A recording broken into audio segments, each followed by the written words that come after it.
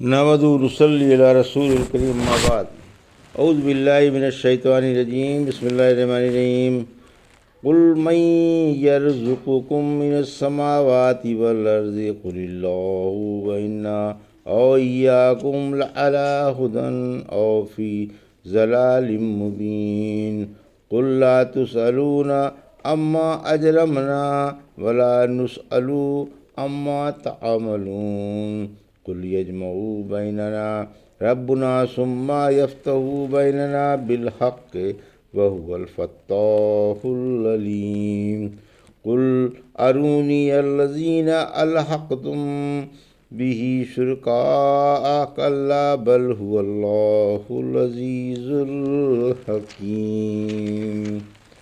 وما ارسلناک الا کافۃ للناس بشیرا ونذیرا ولكن أكثر الناس لا يعلمون ويقولون متى هذا الوعد إن كنتم صادقين قل لكم ميعاد يوم لا تستأخرون عنه ساعة ولا تستقدمون۔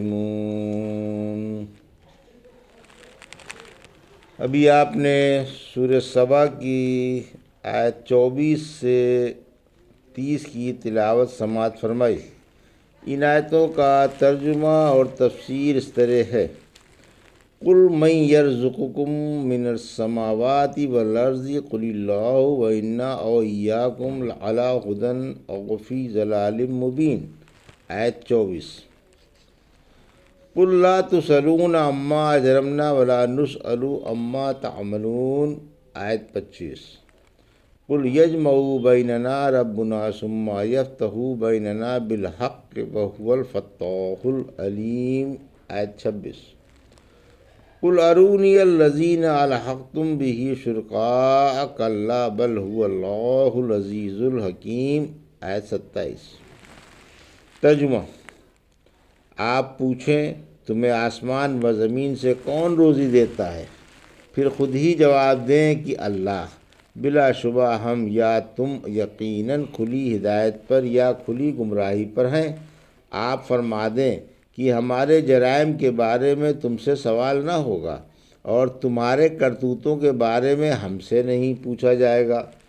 آپ فرما دیں ہمیں ہمارا رب جمع فرمائے گا، پھر انصاف سے ہمارے فیصلے فرمائے گا۔ وہی جھگڑے چکانے والا اور بڑے علم والا ہے۔ آپ فرما دیں کہ ذرا مجھے بھی تو انہیں دکھا دو جنہیں تم اللہ کے شریک بنا کر اس کے ساتھ ملا رہے ہو۔ ہرگز اس کا کوئی شریک نہیں، بلکہ وہی ایک اللہ ہے جو سب پر غالب اور بڑی حکمت والا ہے۔ یہ تھا ترجمہ سورہ سبا کی آیت 24 سے 27 کا تفسیر۔ آیت 24۔ کسی بات میں اللہ کا کوئی شریک نہیں۔ یہ بات ثابت کی جا رہی ہے کہ اللہ ہی پیدا کرنے میں، روزی پہنچانے میں اور معبود ہونے میں تنہا ہے، اس کا کوئی شریک نہیں۔ پھر اے مشرکوں، جس طرح تم اس بات کا اقرار کرتے ہو کہ آسمان سے مے اللہ ہی برساتا ہے، زمین سے کھیتیاں اللہ ہی اگاتا ہے اور آسمان و زمین سے وہی روزی پہنچاتا ہے، اسی طرح تم کو اس بات کا بھی یقین کر لینا چاہیے کہ اللہ ہی معبود ہے، اس کے سوا کوئی اور معبود ہو ہی نہیں سکتا۔ پھر فرمایا کہ ہم دونوں میں سے کوئی ضرور باطل پر ہے اور دوسرا ضرور حق پر ہے، نہ دونوں حق پر ہو سکتے ہیں اور نہ دونوں باطل پر، چونکہ ہم نے تمہارے سامنے توحید کی ایک قطعی دلیل پیش کر دی جس کو تم بھی مانتے ہو، اس لیے تمہاری شرک کی راہ غلط ثابت ہوئی۔ آیت 25۔ اس قسم کے جملے کا مطلب اظہار نفرت ہوتا ہے، یعنی ہماری راہ الگ ہے اور تمہاری الگ، ہمیں تم سے کوئی تعلق نہیں اور نہ تمہیں ہم سے، بلکہ ہم تم کو اللہ کی توحید کی دعوت دیتے ہیں کہ خالص اسی کی عبادت کرو، اور اگر تم اس بات کو مان لو تو پھر تم ہمارے بھائی ہو، اور اگر نہ مانو تو ہم تم سے بیزار ہیں، ہمیں تم سے کوئی واسطہ نہیں۔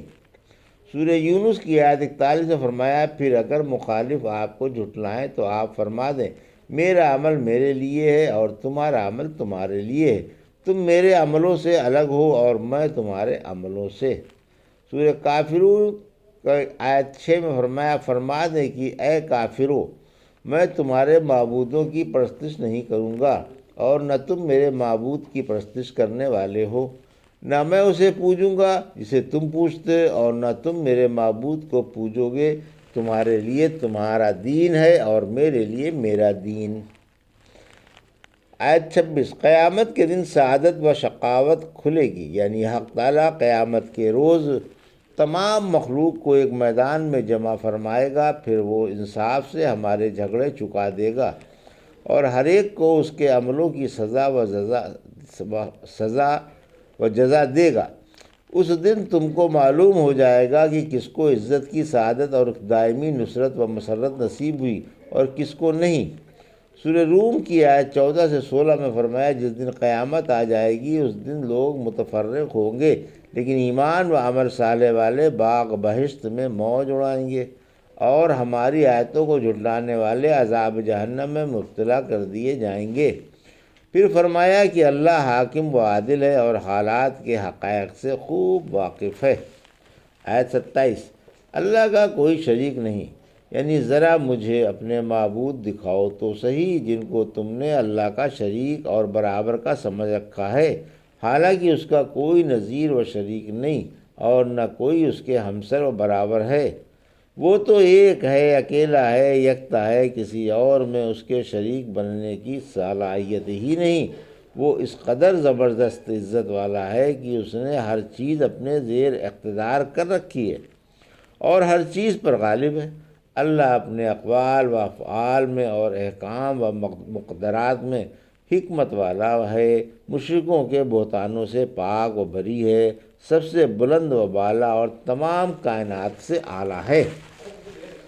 وَمَا أَرْسَلْنَاكَ إِلَّا كَافَّةً لِلنَّاسِ بَشِيرًا وَنَذِيرًا وَلَكِنَّ أَكْثَرَ النَّاسِ لَا يَعْلَمُونَ۔ آیت 28، وَيَقُولُونَ مَتَىٰ هَٰذَا الْوَعْدُ إِن كُنتُمْ صَادِقِينَ۔ آیت 29، قُل لَّكُم مِّيعَادُ يَوْمٍ لَّا تَسْتَأْخِرُونَ عَنْهُ سَاعَةً وَلَا تَسْتَقْدِمُونَ۔ آیت 30، ترجمہ، ہم نے تو آپ کو تمام لوگوں کے لیے بشارت سنانے والا اور جگانے والا بنا کر بھیجا ہے، لیکن اکثر لوگ سمجھ سے محروم ہیں۔ پوچھتے ہیں کہ یہ وعدہ کب ہوگا، سچے ہو تو بتاؤ۔ آپ انہیں جواب دیں کہ وعدے والا دن معین ہے جس سے نہ گھڑی بھر تم پیچھے ہٹ سکتے ہو اور نہ آگے بڑھ سکتے ہو۔ یہ ترجمہ تھا آیت 28 سے 30 کا۔ تفسیر۔ آیت 28، رحمت عالم سسم بشیر و نذیر بنا کر بھیجے گئے، یعنی اے پیارے رسول، ہم نے آپ کو تمام دنیا کی طرف بشیر و نذیر بنا کر بھیجا ہے۔ سورہ اعراف کی آیت 157 نے فرمایا، آپ فرما دیں لوگوں میں تم سب کی طرف رسول ہوں۔ سورہ فرقان کی آیت 1 میں فرمایا، وہ اللہ برکت والا ہے جس نے جھوٹ سچ کو الگ الگ کرنے والا یہ قرآن اپنے بندے پر اتارا تاکہ وہ دنیا والوں کے لیے ہوشیار کرنے والا بن جائے، یعنی آپ اطاعت کرنے والوں کو جنت کی بشارت دیتے ہیں اور نافرمانوں کو جہنم کے عذاب سے ڈراتے ہیں۔ پھر فرمایا، لیکن لوگوں کی اکثریت علم و یقین سے محروم ہے۔ سورہ یوسف کی آیت 103 نے فرمایا، گو آپ کا کتنا ہی دل چاہے مگر اکثر لوگ ایمان لانے والے نہیں۔ سورہ انعام کی آیت 116، اگر روئے زمین کے اکثر لوگوں کا آپ کہنا مان لیں تو وہ آپ کو اللہ کی راہ سے ہٹا دیں گے۔ حق تعالیٰ نے رحمت للعالمین کو عرب و عجم سب کا رسول بنا کر بھیجا۔ رحمت عالم صلی اللہ علیہ وسلم نے فرمایا، مجھے 5 مخصوص چیزیں دی گئیں جو مجھ سے پہلے کسی نبی کو نہیں ملیں۔ 1 ماہ کی مسافت سے میرا دشمن پر رعب پڑ جاتا ہے، میرے لیے تمام زمین سجدہ گاہ اور پاک بنائی گئی، میرے امتی کو جہاں بھی نماز کا وقت ہو جائے وہیں نماز پڑھ لینی چاہیے، میرے لیے مال غنیمت حلال کیا گیا جو مجھ سے پہلے کسی کو حلال نہیں تھا، مجھے شفاعت دی گئی اور پہلے نبی خاص طور سے اپنی قوم کی طرف بھیجے جاتے تھے مگر میں تمام لوگوں کی طرف بھیجا گیا ہوں۔ آیت 29، تمسخر کے طور پر قیامت کی تاریخ کا سوال۔ کافروں کی طرف سے خبر دی جا رہی ہے کہ جو قیامت کو ناممکن سمجھتے تھے کہ وہ کہتے ہیں کہ اگر سچے ہو تو بتاؤ کہ قیامت کب آئے گی۔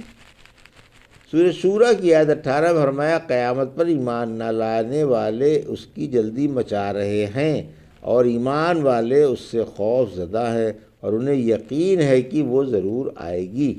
آیت 30 وعدے کا ایک دن مقرر ہے، یعنی تمہارے لیے وعدے کا ایک دن مقرر کیا جا چکا ہے جو شمار میں آ چکا اور لکھا جا چکا ہے، جس کے وقت میں کمی بیشی ناممکن ہے۔ جب وہ آئے گا تو گھڑی بھر بھی تقدیم و تاخیر نہ ہوگی۔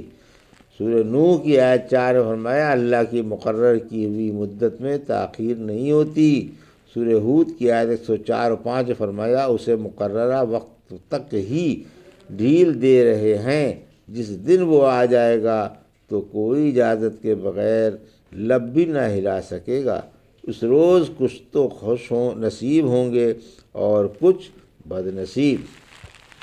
یہ تھا سورہ سبا کی آیت 24 سے 30 کا ترجمہ اور تفسیر جو بھی آپ نے سماعت فرمائی۔ بارک اللہ لی و لکم فی القرآن الحکیم ونفعنا وإیاکم بآیات الذکر الحکیم۔